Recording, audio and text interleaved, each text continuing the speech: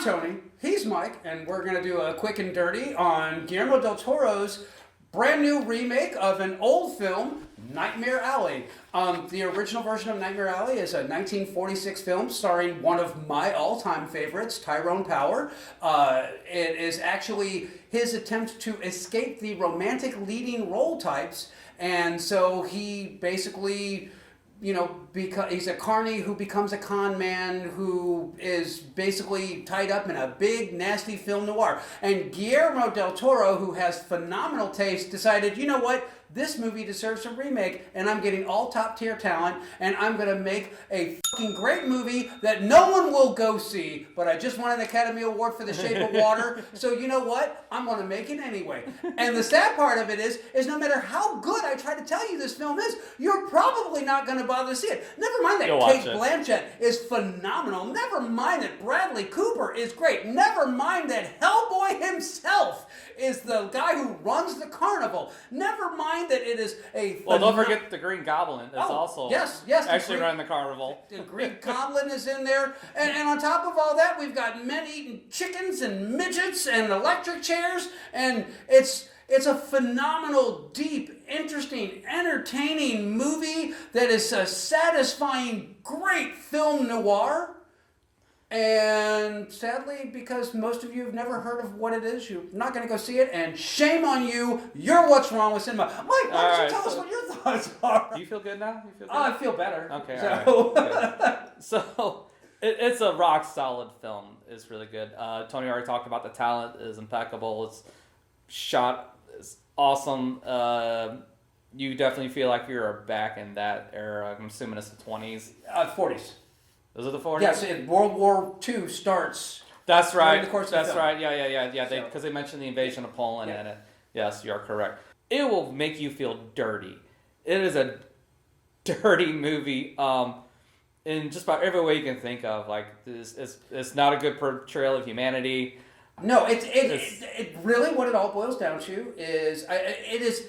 If you ever watched the show Carnival on HBO, and I was a huge fan of it, and it got canceled after its second season. I haven't seen it.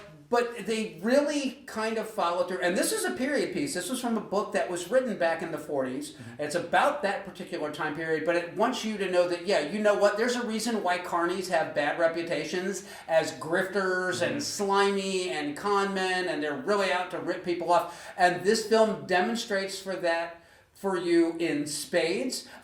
Toni Collette, who is from Hereditary and the United States of Terror, and she plays the fortune teller that kind of is the first to welcome Bradley Cooper's character into the carny. The carny world. The carny world, more or less. So anyway, she takes him in, and while she's there, Bradley Cooper becomes familiar with Xena and Pete's act.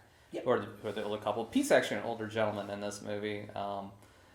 And then, so he becomes familiar with the act and eventually kind of steals the act by kind of accidentally poisoning Pete by giving him the wrong liquor. Instead of giving him the sugar liquor, he gives him the wood liquor. There's not a good person in this movie except for the girl. I don't even know about that one.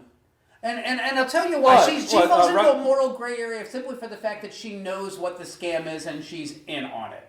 I mean, don't get me wrong, but that's an act. But when when everybody in the movie tells him, "Hey, don't do the spook show," and he does the spook show anyway, that's when she's like, I'm done with this. She was on for the ride for a while, but they were trying to keep it, as legit, as you can, run a mentalist con. Yeah, they're trying to say that it's entertainment, right? Not spiritualism, and basically, Bradley Cooper gets caught up in it and kind of decides, no, we're gonna go full spook show with this. We're gonna make people believe that I'm a real psychic and can channel from the afterlife and all this. Yeah, remember John Edwards from like the late '90s, early 2000s? Oh, God. Remember that shit? Yeah. John Edwards is what he's trying to do as far as when we mean spook show and mentalist and stuff like that. If you don't remember that, I'll throw like a little clip up here if I could find one.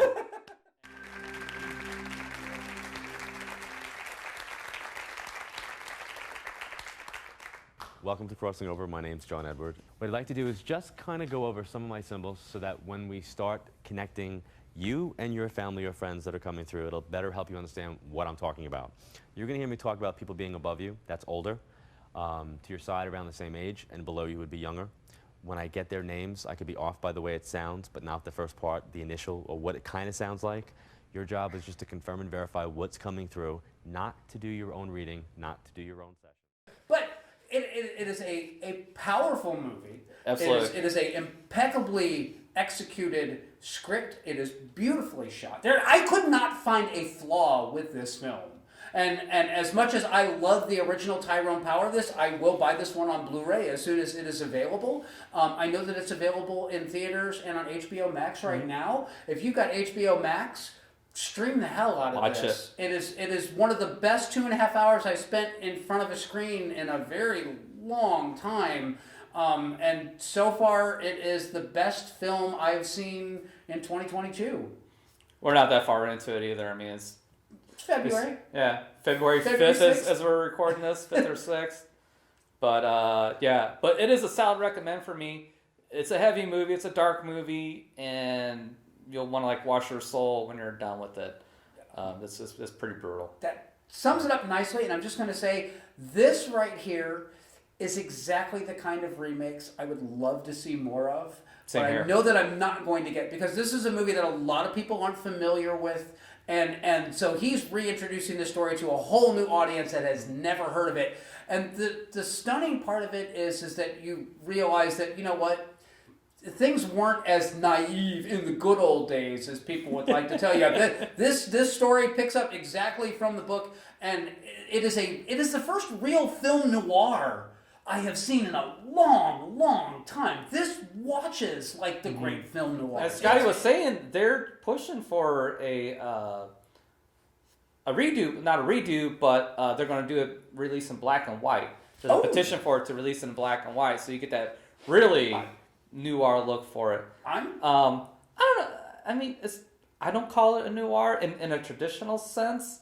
I mean, there is a femme fatale kind of, sort of, but Yeah. She's I won't say she's a textbook femme fatale. Yeah, but it's she not is most textbook definitely noir. a femme fatale. Yeah, it's not textbook noir, but you know, it's not the detective, you know, with the damsel in distress type of thing. It's not that, but it's fucking good.